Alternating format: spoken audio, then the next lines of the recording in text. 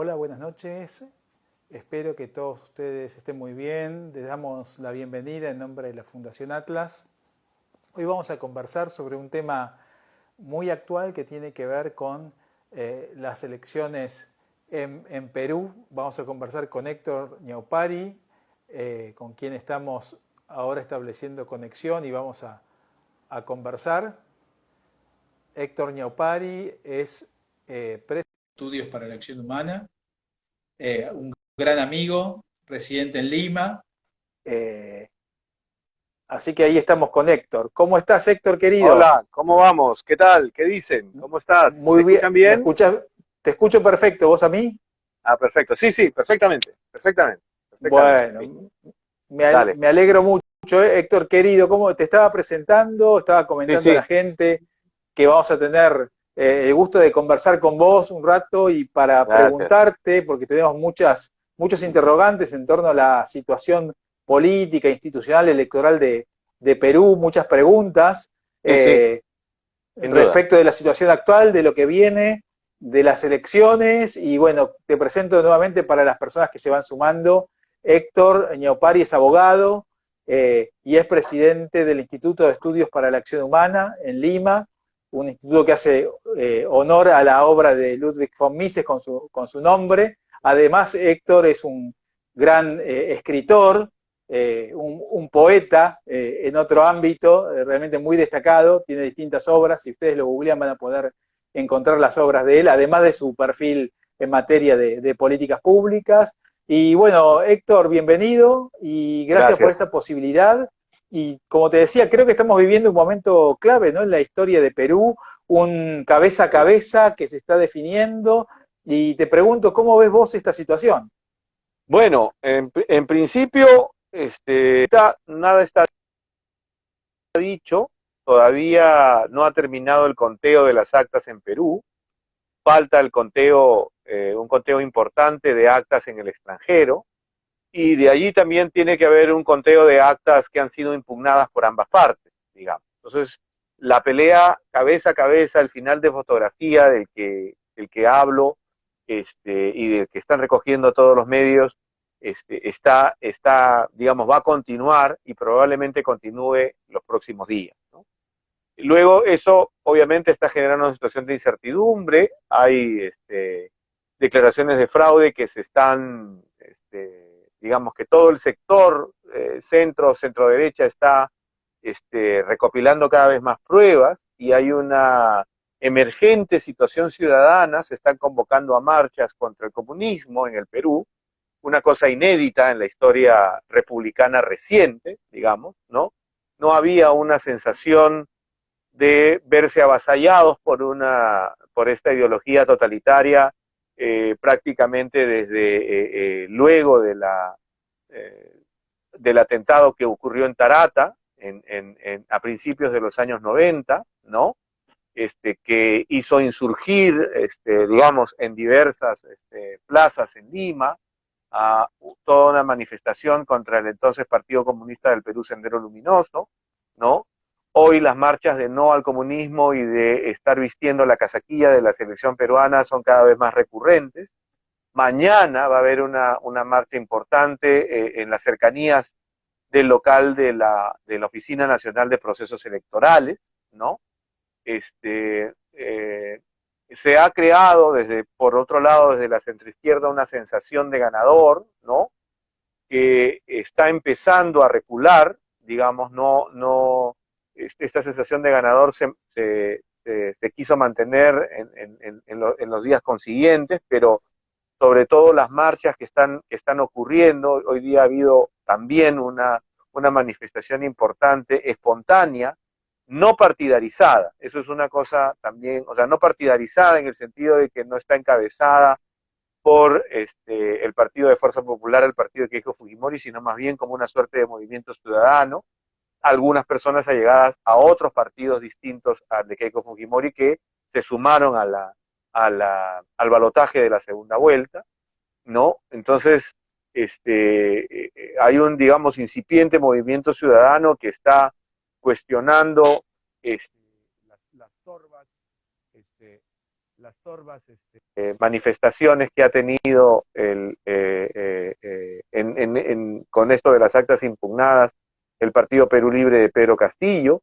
Todavía vamos a ver, ¿no? En cualquier caso, sí hay un rescate importante allí que efectivamente que es de preocupación, en la medida en que el país está partido en dos, ¿no? O sea, hay un bloque sólido de centro-derecha que se ha nucleado en torno a la candidatura de Keiko Fujimori, ¿no? Que no la representa directamente a ella, sino más bien se ha aglutinado en torno a ella, ¿no? Y por el lado de la centroizquierda también, ¿no? Pero que se ha aglutinado esta vez en la figura de Pedro Castillo, ¿no? Ahora, entonces, el final a estas alturas es de un pronóstico reservado, obliga a cualquiera de los dos ganadores a conversar con la otra parte, pero obliga también a estar vigilantes, ¿no es cierto? También, si queremos ser, digamos, lo más objetivos posibles, obliga a estar vigilantes también por ambas partes. Es obvio que, digamos, por mi perfil de defensa de las instituciones democráticas y por mi perfil de defensa de los derechos fundamentales como la vida, la libertad y la propiedad privada, en fin, obliga a estar más vigilantes del lado de Castillo porque es el que ha manifestado hasta el día de hoy un apego no solo a la agenda chavista, sino más bien a implementar una agenda pro-cubana. Eso hay que decirlo, tanto por él como por el verdadero dueño del Partido Perú Libre, que no es otro que el médico Vladimir Cerrón, ¿no?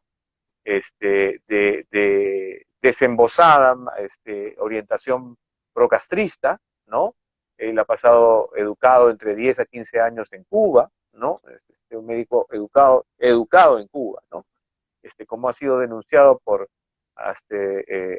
notables periodistas y ex candidatos presidenciales como Alfredo Barnechea, tiene una no resuelta, por lo menos, cercanía con el G2 cubano, ¿no? Y entonces él es el que ha manifestado una agenda más radical. En realidad, él iba a ser el candidato de Perú Libre, este señor Vladimir Cerrón, este médico Vladimir Cerrón, pero por estar condenado por corrupción, es decir, durante el proceso de inscripción de las listas a las elecciones presidenciales que ya se llevaron a cabo en sus dos vueltas, no pudo ser candidato porque fue sentenciado, ¿no? Si bien no halló la cárcel, tuvo una condena de cárcel suspendida, esto le impidió postular a la elección y recurrió a este maestro provinciano, ¿no?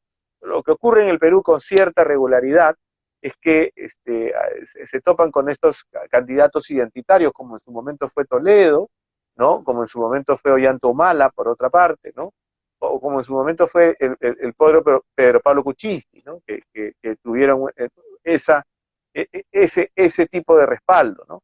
Es entendible que ante una defección, digamos, o incluso lo que puede ser calificado como una traición, en los casos de los expresidentes Toledo, Humala y Kuczynski, la población obviamente esté, digamos, de antemano, ¿no? Soliviantada, ¿no? Más todavía con el tema de la pandemia, contra un candidato que no los vuelva a decepcionar, que no los vuelva a traicionar dentro de determinados códigos, ¿no? Y ahora han calzado con este candidato, que es un profesor provinciano, ¿no? Cuyas falencias, que eso también es pertinente decirlo, es lo que ha también unido todo un bloque de centroderecha, por un lado, evidentemente, esta expresión de ideas radicales, pero por otro también el de la propia improvisación, el propio poco conocimiento o desconocimiento del funcionamiento del propio Estado, cuando no de la propia economía, ¿no? O sea, cuando no de lo que es una economía, digamos, sana, con un manejo responsable, una economía moderna, como ocurre en los principales países del mundo, los que efectivamente crecen, ¿no? Y te consulto, nos preguntamos desde los que vemos desde afuera, ¿no nos parece llamativo la escena de, por ejemplo, Keiko y Álvaro Vargas Llosa juntos, ¿no? Cuando recordamos las elecciones hace algunas décadas atrás, la competencia entre Mario Vargas Llosa y el padre, ¿no? Alberto Fujimori. ¿Cómo es que se está dando esto? Sí, yo creo que ha sido, digamos, yo quiero saludar y felicitar esta circunstancia tan notable de lucidez, sobre todo de Mario Vargas Llosa, ¿no? Mario Vargas Llosa a días, solamente 3 días de saberse quiénes son los que pasaban a la segunda vuelta, él escribe un artículo, ¿no? Al borde del abismo, ¿no? Y hace unas declaraciones en todos los principales medios de Perú internacionales, apoyando la candidatura de Keiko Fujimori, ¿no? Calificándola efectivamente como el mal menor, porque es evidente que el conocimiento de Mario respecto de y su combate en los últimos tiempos contra la tiranía de Chávez y Maduro, ¿no? Contra esta circunstancia del socialismo 21 que Argentina también padece, era evidente y otros países en América Latina, y la manifiesta evidencia y proclividad del candidato Pedro Castillo hacia ese sistema, es que hizo que Mario Vargas Llosa actuara rápidamente, ¿no? Y que involucrara una vez más a su hijo Álvaro efectivamente en este proceso. Un proceso que ha sido llamado fundamentalmente de reconciliación, ¿no? Es evidente que la acerba crítica de Mario Vargas Llosa, sobre todo al régimen dictatorial del padre de Keiko, lleva a pensar que efectivamente por encima de las diferencias principistas, ¿no? Porque, digamos, a Mario lo moviliza fundamentalmente un tema de principios y su actuación pública está signada por ello, ¿no? Es precisamente por ese tema de principios que él decide, digamos, un seguidor fundamental de Popper, como nosotros los liberales sabemos, ¿no? Es decir, y el principio político de Popper es que vista la circunstancia de quienes han sido los que han sido electos para el balotaje final, hay que buscar aquel que acomete el menor daño. Acomete el menor daño a las instituciones, acomete el menor daño a los derechos fundamentales, acomete el menor daño a las libertades fundamentales, la libertad de expresión, la libertad de tránsito, la libertad de contratar, en fin, las libertades económicas y políticas que efectivamente con notable acierto Mario Vargas Llosa se ve, digamos, compelido por ese ejercicio que él ha llamado de responsabilidad moral, una vez más a sus 85 años, ¿no? A defender, ¿no? Y a defender prontamente. O sea, en un momento en el que todos esperábamos ciertamente que apoyase a Pedro Castillo para sorpresa de prácticamente todos los peruanos, este apoyo notable, y no solo en este artículo que relato, que por supuesto en el caso del premio Nobel tiene una digamos, una connotación mundial, sino en un segundo artículo que fue publicado justo el día de la segunda vuelta. O sea, yo creo que eso ha incidido mucho efectivamente en un respaldo que, como digo, ahora recientemente, a este minuto, se está galvanizando en una protesta ciudadana al empezar a descubrirse evidencias cada vez más notables de fraude, ¿no? Yo creo que efectivamente eso va a incrementarse con el transcurrir de los días, ¿no?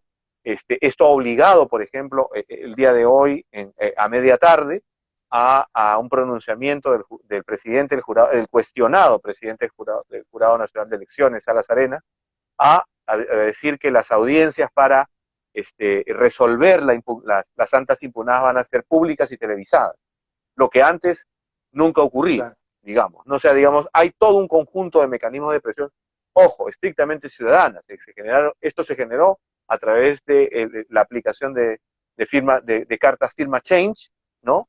Que ha incidido inmediatamente, fueron más de 100.000 firmas en ambos casos, y esto ha obligado, la presión ciudadana ha obligado a que el habitual, el reciente secretismo y ante evidentemente acusaciones contra la parcialidad del presidente del Jurado Nacional de Elecciones, nombrado por el defenestrado presidente Vizcarra, no está de más decirlo, ¿no? Él mismo tiene serios cuestionamientos, ¿no? Por cuanto un hermano de él estuvo ciertamente muy vinculado al presidente Martín Vizcarra, ¿no? Entonces, lo que estamos viendo a este minuto es que hay un conjunto de manifestaciones ciudadanas que están concentradas a este momento en la ciudad de Lima, ¿no? Que están obviamente que repite un poco la salida a las calles de la población peruana en su momento harta de los atentados producidos por Sendero Luminoso. No está de más vincularnos en la... Sí.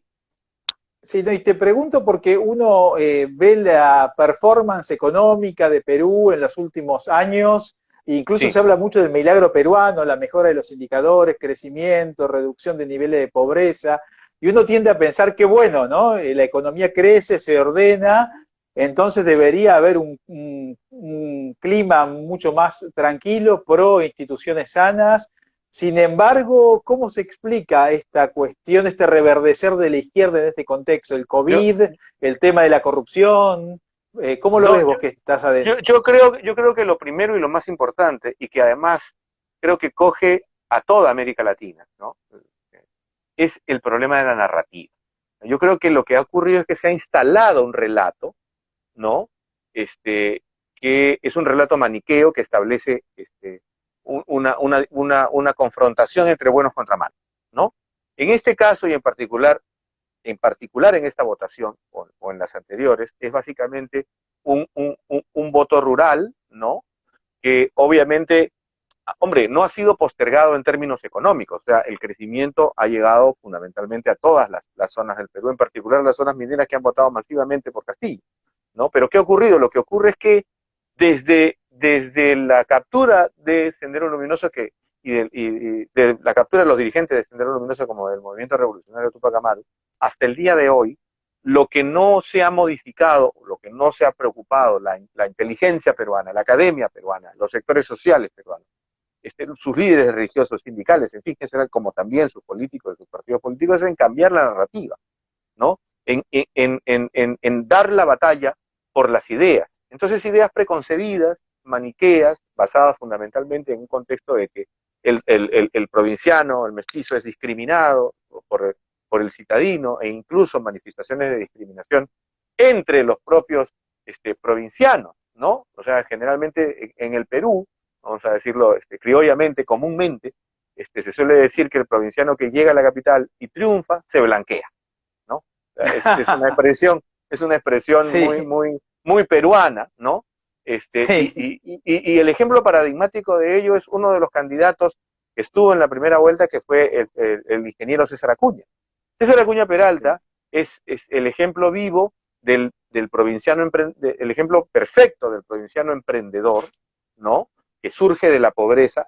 Es tan importante este ejemplo que él es vecino de Pedro Castillo. O sea, los dos son del mismo caserío de Tacabamba, llamado Tacabamba en Cajamarca, en la Sierra Norte del Perú. Los dos son del mismo caserío, así, tal cual, como que prácticamente uno hubiera crecido en la acera del frente respecto del otro, ¿no? Y este sí. señor es un enorme empresario en materia educativa, fundó una universidad, que es la Universidad César Vallejo, es un multimillonario, es decir, y ha dado educación de alta calidad a estudiantes de bajos recursos, ¿no? Y eso ha generado un notable emprendimiento, es cosa que luego lo ha lanzado fundamentalmente a la política, ¿no? Y de él dicen sus propios coterráneos, ¿no? Que es un cholo blanqueado, ¿no? Para decirlo comúnmente, ¿no? Respecto de Sí. Castillo, que es un maestro provinciano, humilde, que siempre ha sido pobre, etcétera. Entonces, yo creo que más allá, ¿no? De lo que puede ser efectivamente el crecimiento o el bienestar material, ¿no? Tiene que ir necesariamente acompañado de un cambio de narrativa, ¿no? O sea, que aleccione sobre el emprendimiento, que aleccione sobre las propias capacidades de las personas, con la búsqueda fundamentalmente de sus propios talentos, su trabajo duro y su creatividad. Eso como un proceso fundamentalmente de emprendimiento, ¿no? Entonces, esa relación ha sido, en este caso, ese tipo de discurso, ese elemento relacional de conflicto, ha sido hábilmente soportado por las izquierdas, ¿no? O sea, de modo tal que es un discurso atrasado casi 50 años, ¿no? O sea, hay que, el ejemplo prototípico en Argentina, por ejemplo, es el Che, ¿no? O sea, la mayor parte de la izquierda en Argentina y en general en América Latina vive del capital espiritual del Che Guevara. En el caso del Perú, la izquierda peruana vive del capital espiritual dejado por un dictador que fue Juan Velasco Alvarado, ¿no? Y ese capital espiritual se usa para, digamos, atacar a los sectores medios, a los sectores emprendedores, como ya regresa Velasco, etcétera, y ha sido, por ejemplo, hábilmente apoyado por la izquierda, ¿no? En documentales y películas, ¿no? Como La Revolución y la Tierra, ¿cómo se llama? Un documental soportado apoyado financieramente por el Ministerio de Cultura con recursos de todos los peruanos, en particular los que pagan impuestos, que son los que sufragan y son los que fundamentalmente emprenden. Así que yo lo que creería es que la lección que nos deja esta elección en cuanto a por qué, ¿no? Es que no basta fundamentalmente con el cambio, con el bienestar material, si no va acompañado o por lo menos adelantado con una batalla por las ideas. La batalla ideológica fundamentalmente es la que hay que dar. Claro, yo creo claramente, vos lo dijiste, ¿no? Tal vez no basta con el progreso material, sino dar la batalla gramsciana, ¿no? El terreno de la cultura, ¿no? Así es, y trabajar en el cambio de valores y que la gente comprenda el vínculo, ¿no? Entre los valores, la prosperidad, la felicidad, que a veces confiamos solamente que el progreso material va a generar, hacer el resto del trabajo solo, ¿no? Y para terminar te pregunto, y te agradezco muchísimo, primero por esta posibilidad de charlar con vos, una noche, a pocos días, pocas horas de las elecciones, todavía en caliente, digamos, ¿no? Y te pregunto, digamos, ¿cómo ves vos si podés ver el futuro inmediato de Perú en este contexto?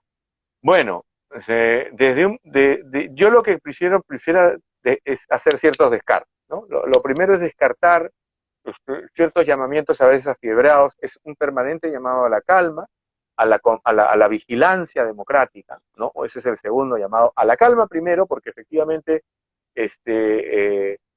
sectores conservadores están fundamentalmente llamando, tocando los cuarteles o siquiera silabeando la posibilidad de que ante la eventualidad de que Castillo gane, sea un golpe de Estado pase por esa circunstancia. Yo lo quiero fundamentalmente descartar de plano, tal como lo descartó Vargas Llosa en las entrevistas que sostuvo, ¿no?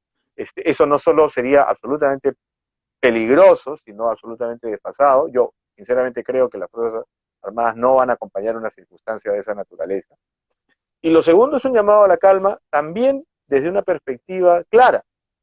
Estamos frente a un país partido en dos. O sea, eso es absolutamente innegable. Votos más o votos menos, sea quien resulte ganador, no tiene el apoyo del otro 50% de la población, porque la diferencia de la votación en estos momentos es de alrededor de entre 90.000 a 120.000 votos, según las variaciones respecto de las actas que van llegando de las zonas rurales como del extranjero. De modo tal que no estamos hablando de un triunfo abrumador ni de un lado ni del otro, ¿no?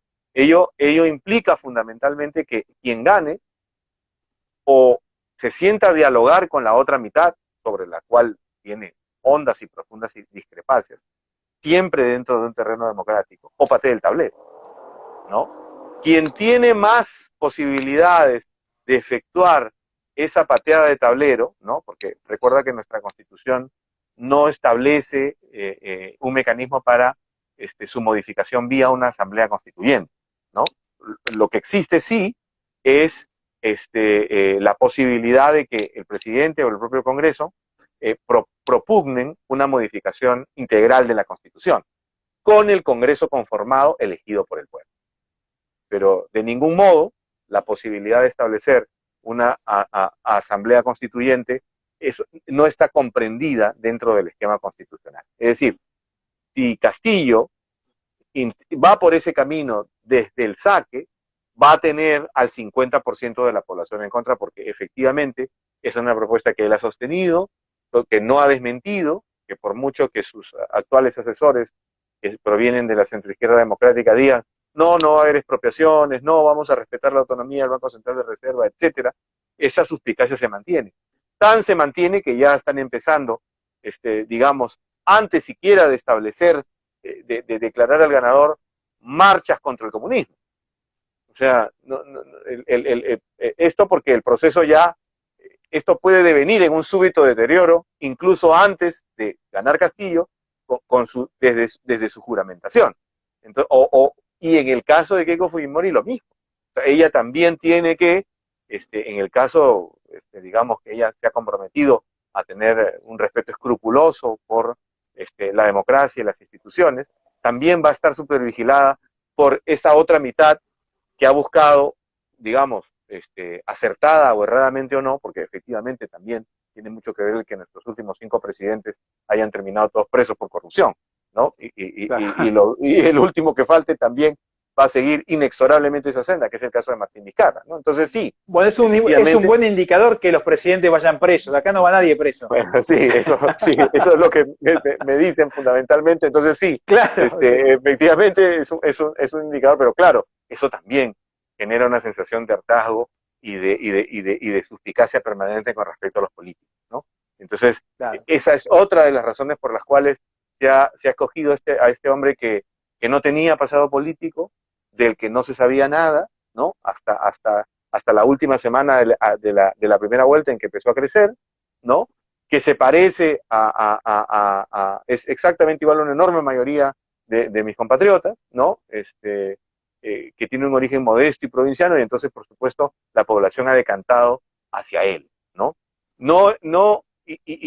Pero claro, incluso su propio apoyo, como el de Keiko, también está sostenido sobre bases frágiles. O sea, no estamos en ninguno de los dos casos frente a un orador exultante, ¿no? Que genera una magia y una empatía a todo terreno con su población, ni en el caso de Keiko, ni en el caso de Castillo. Los dos han llegado a donde están con el triple de sus votos todos prestados, los dos. Claro. O sea, porque uno ha obtenido 18% y el otro 15%, más o menos en números redondos, ¿no? Pero efectivamente el resto de la población les está prestando el voto por una u otra razón, ¿no? Ya sea por su aversión a Keiko Fujimori y en otros casos por su aversión a que en el Perú se instale una tiranía chavista, ¿no? O sea, no es que comulguen, o sea, no es que haya una adhesión, digamos, como la que generaba Alan García en su primer gobierno, ¿no? O sea, una suerte de amorío apasional, ¿no? Claro. Entre el líder y el pueblo, no. Entonces,